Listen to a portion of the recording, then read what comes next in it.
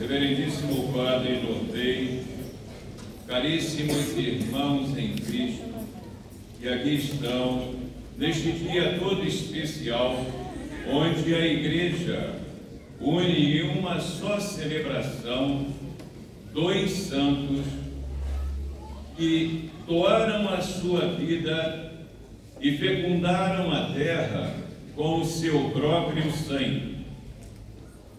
E dessa forma se tornaram amigos de Deus.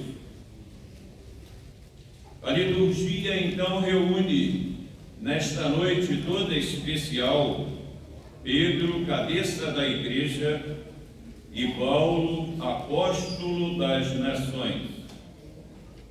Meu irmão e minha irmã, ambos, Pedro e Paulo, são considerados alicerces vivos da Igreja, alicerces que foram plantados com o suor de ambos, com também uma pregação intensa, e foi fecundada com os seus martírios. O Senhor hoje nos traz esses dois santos para que nós tenhamos a clareza de como nós devemos seguir nosso Senhor Jesus Cristo e a forma como nós devemos viver o Evangelho que nos foi ensinado por Ele, para que nós, todos juntos, construamos um mundo melhor, um mundo de fé, um mundo de paz, um mundo de justiça, um mundo de caridade. A leitura recorda a prisão de Pedro, a primeira leitura. E essa prisão de Pedro foi ordenada pelas autoridades políticas da época, com o único objetivo de agradar aos judeus. Pedro foi envolvido na mesma sorte de Jesus, que também foi condenado para agradar ao povo judeu. Mas não poderia ser de outra maneira nem de outra forma, porque conforme o evangelista Mateus, no capítulo 10º, o discípulo não é maior do que o mestre. Então, para seguir Jesus, para seguir o mestre, nós devemos sempre nos colocar nas pegadas que ele deixou. E as pegadas de Jesus foram pegadas de amor, de fé, de esperança, de doação total ao próximo, fazendo com que a vida daquele nosso irmão e daquela nossa irmã se transformasse numa vida voltada para Deus. Então, quem segue Jesus Cristo vai seguir no caminho que ele deixou, enfrentando todos os problemas que ele enfrentou durante a sua caminhada e missão apostólica aqui na terra. E é dessa forma, meu irmão e minha irmã, que aconteceu com Pedro e com Paulo. O Senhor disse a cada um de nós, está escrito no Evangelho: me perseguiram e também vos perseguirão.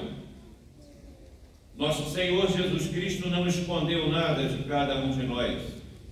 Ele, ao nos ensinar como nós devemos viver, como nós devemos pautar a nossa vida, ele mostra que cada um de nós deve tomar a cruz e segui-lo. Numa outra passagem ele diz assim: quem colocar a mão no arado e olhar para trás não é digno de mim.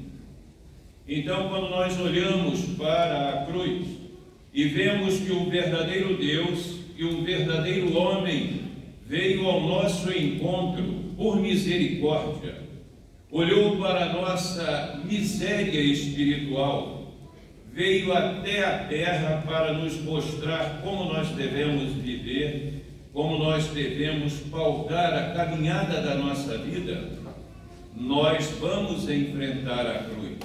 porque a cruz significa a porta da nossa salvação. É por ali que nós vamos entrar, e essa é a porta estreita, como o próprio Senhor já nos disse, porque largo é o caminho, larga é a porta para a perdição, mas para a salvação o caminho é estreito e vai se estreitando mais e mais a cada dia de nossas vidas, porque nós vamos chegar a uma porta muito estreita.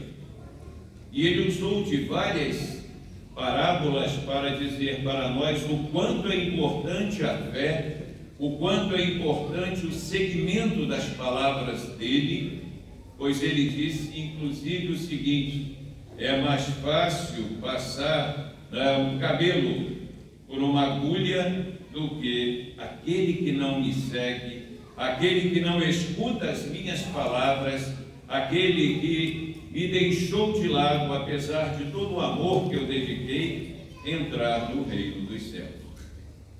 Então hoje nós somos chamados a cada instante para relembrar essa nossa caminhada, que deve ter como objetivo final a salvação de cada um de nós.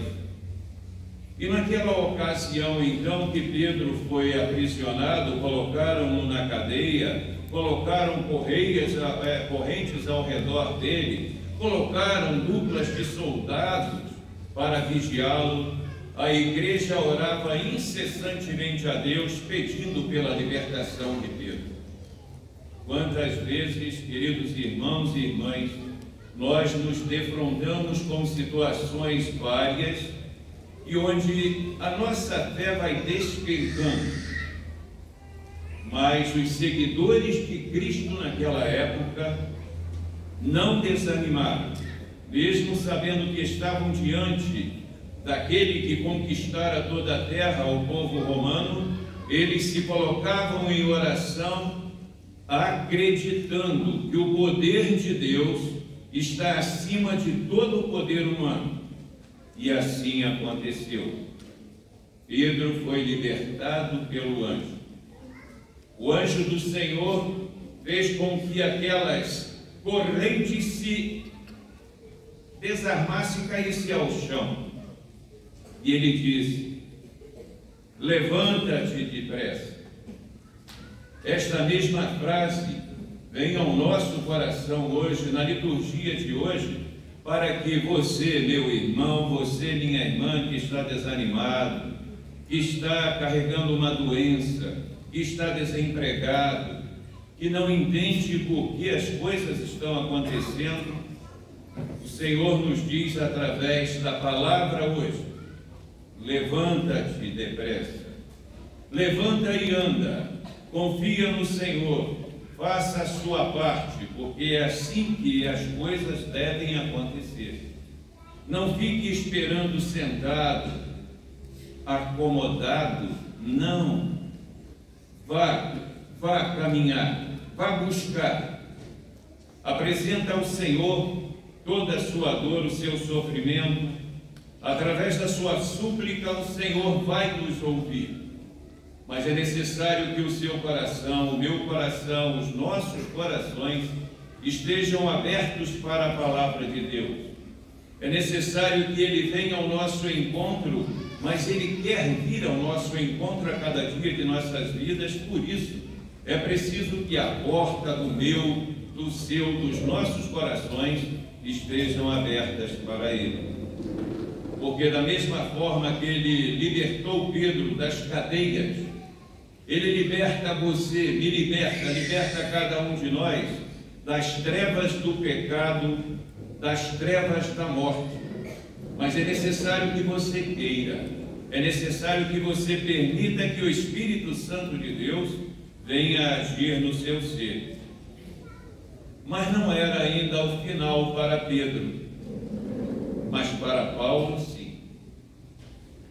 Paulo preso, ele entendia que o final dele estava chegando. Ele entendia que a partir daquela prisão, ele não poderia mais ficar como um homem livre, mas sim como uma alma livre em Deus. porque as palavras que ele nos dirige são palavras de serenidade, de tranquilidade, de paz.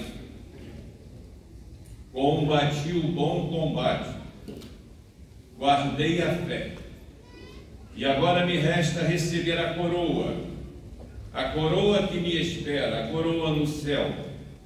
Então as palavras de Paulo não são palavras de revolta, sabendo que ele não seria mais solto, mas sim palavras de agradecimento a Deus que não nos deixa sozinhos. Ele vem ao nosso encontro a cada dia de nossas vidas e nos salva. Assim ele fez com Pedro, assim ele faz com cada um de nós. Mas é necessário que nós queiramos ser salvos. É necessário que os nossos corações se voltem para Ele. É necessário que busquemos as coisas do alto, pois Ele mesmo nos ensinou que devemos buscar as coisas de Deus, e tudo mais nos será acrescentado, enquanto que as coisas da terra, elas vão se deteriorar. Hoje, quem é muito rico, amanhã não tem nada. Quando o Senhor disser, a tenda vai ser desarmada ou foi desarmada, Ele vai nos chamar para que nós tenhamos o nosso primeiro contato com Ele. Primeiro juízo, que é considerado pela igreja o juízo individual. E nesse momento em que a nossa alma subir ao céu e se encontrar com Deus, nós vamos ver a nossa vida, a forma que nós vivemos aqui na terra e a forma como nós seguimos o Mestre, seguimos Jesus Cristo. E não só isso, a forma como nós amamos e perdoamos. E contra fatos não há argumento. Deus não nos julga, Deus não nos condena. A condenação vem de cada um de nós conforme a forma de vida que nós desenvolvemos durante toda a nossa peregrinação aqui na terra. E é preciso então repensar como estamos vivendo. Como tem sido a nossa vida diante do amor que Deus derrama por cada um de nós?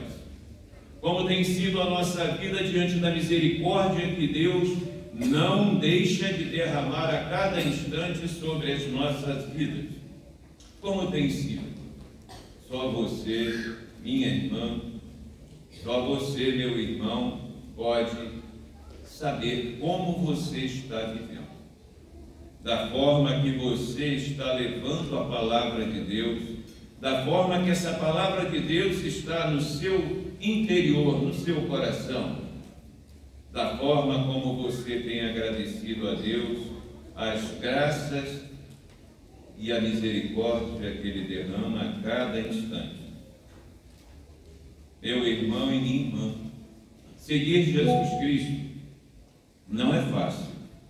É preciso abandonar as coisas da terra, as coisas materiais, e voltar o espírito para o Senhor.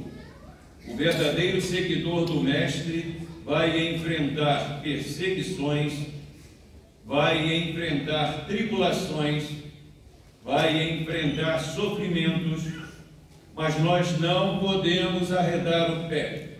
Nós não podemos permitir que a nossa pequena fé vá desaparecendo, porque o próprio Jesus disse: se tivermos fé do tamanho de um grão de mostarda, veremos maravilhas acontecer. E a mostarda, o grãozinho, é muito pequenininho. Se cair aqui, nós não encontramos mais, de tão pequeno que ele é. E o Senhor nos pede essa fé, pelo menos essa fé, para que nós possamos construir um mundo melhor, para que haja e aconteça um mundo melhor para os nossos filhos, para os nossos netos.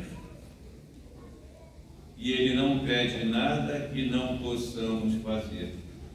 Tudo que Deus nos pede, nós podemos atender. Porque se assim não fosse, de que sentido teria a ressurreição de Cristo? a ressurreição do Senhor, nos coloca no caminho dele para que, ao terminar a nossa caminhada terrestre, nós vejamos a glória de Deus, para que nós sejamos participantes desta glória, para que ele possa dizer: servo bom e fiel, não fique de fora nessa caminhada. Pense como você tem vivido. O Senhor nos livrará de todo mal. Se você quer se salvar, meu irmão e minha irmã, una o seu coração ao coração de Jesus Cristo. É através, inclusive, da morte física, que nós seremos colocados diante da glória do Mestre. E o Evangelho de nosso Senhor Jesus Cristo, narrado pelo evangelista Mateus, nos recorda a localidade de Cesareia. Lá Pedro estava, e em meio às perguntas que ele fazia a Jesus, ele faz então a sua profissão de fé. E a profissão de fé é: quem dizem os homens que eu sou? Tu és o Messias, o Filho de Deus. E o Senhor diz: bendito sejas, Pedro, porque não foi a carne que te ensinou isso, mas o Espírito do meu Pai. Deus te ensinou tudo. E nós devemos a cada dia de nossas vidas reconhecer que Jesus é o Filho de Deus, é o Messias que veio para nos salvar, para nos recolocar no caminho da salvação. Ele não nos abandona, não nos deixa, não permite que a nossa caminhada seja só, mas sim está ao nosso lado, oferecendo instrumentos a cada dia para cada um de nós nessa busca da salvação. E Jesus, então, como eu falei, diz para ele: feliz és tu, Pedro. Ele permitiu que a luz divina chegasse ao seu coração. Pedro penetrou no mistério do Filho de Deus, Salvador e Redentor.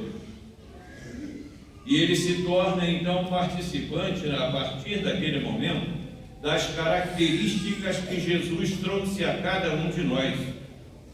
Cristo é a pedra angular da igreja. Pedro é associado a ele. E o Senhor nos chama diariamente para que cada um de nós se associe a ele também.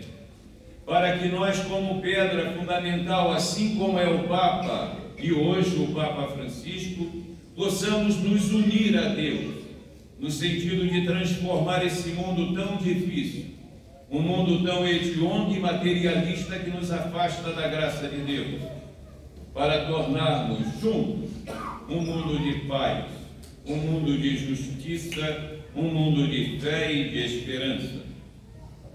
O Senhor disse a Pedro: tu és Pedro, e sobre esta pedra edificarei a minha igreja.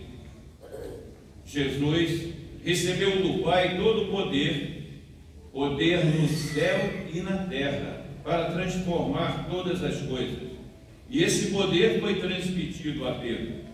Pedro, o primeiro Papa, aquele que recebeu o mandato de Deus quando o Senhor disse: darei a ti as chaves do céu, as chaves do reino.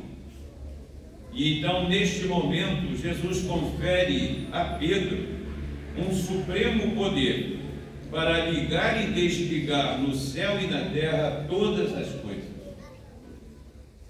Por isso, meu irmão e minha irmã, eu acredito que naquele momento Pedro não alcançou a dimensão desse mandato, mas progressivamente, olhando para o Senhor, unindo o coração ao Senhor, ele vai começar a compreender tudo que Deus ofereceu e oferece a ele naquele momento.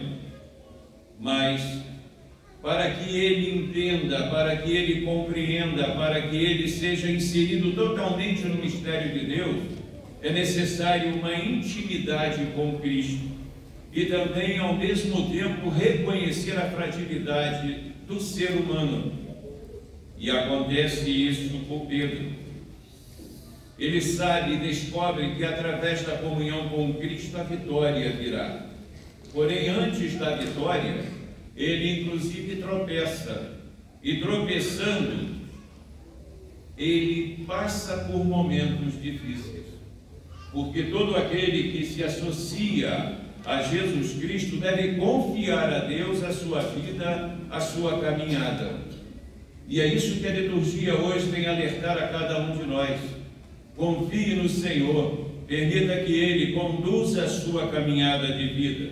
Abandone-se no coração do Senhor para que você esteja preparado a enfrentar as dificuldades.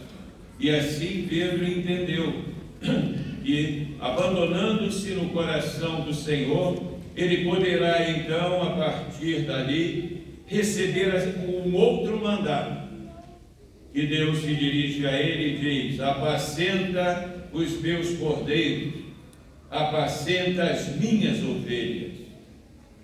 E o Senhor o provoca 3 vezes, perguntando a mesma coisa, para se certificar da fé, para se certificar da lealdade de Pedro a partir daquele momento, para que pudesse ele, o Senhor, saber que sobre Pedro edificaria a igreja na qual nós estamos agora. E o poder do inferno não pode e nunca vai prevalecer sobre a nossa igreja. Quantas vezes você tropeçou, quantas vezes você caiu, mas o Senhor nos oferece instrumentos para a nossa volta à sua graça. Pedro negou Jesus e o galo cantou.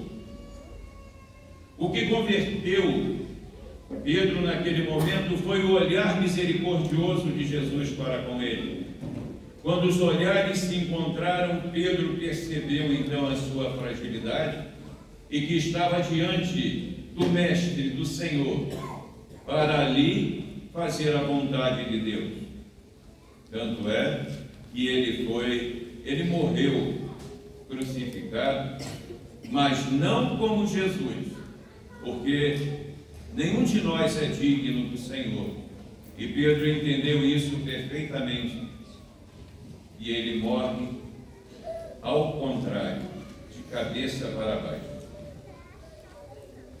Que o Senhor hoje, nesta Santa Missa, possa infundir em nossos corações a graça necessária de o seguir. Infundir em nossos corações a graça para que nós sejamos testemunhas dele neste mundo tão complexo aí fora. Para que todos que olhem para cada um de nós possa dizer: vejam como eles se amam. E assim foi no início da Igreja Nascente. Aqueles que seguiam Cristo, mesmo sem o terem visto, se amavam, partilhavam todas as coisas e ninguém passava por necessidade. Que hoje o inimigo de Deus não prevaleça sobre o seu coração ao sair desta casa de Deus com o patrocínio de Santa Clara e São Francisco. Que você, ao transpor aquela porta, leve no seu coração, nas suas ações, nas suas palavras e nos seus testemunhos, a presença divina, para que todos nós possamos construir um mundo que Deus espera que nós vivamos. Louvado seja nosso Senhor Jesus Cristo. Para sempre seja louvado.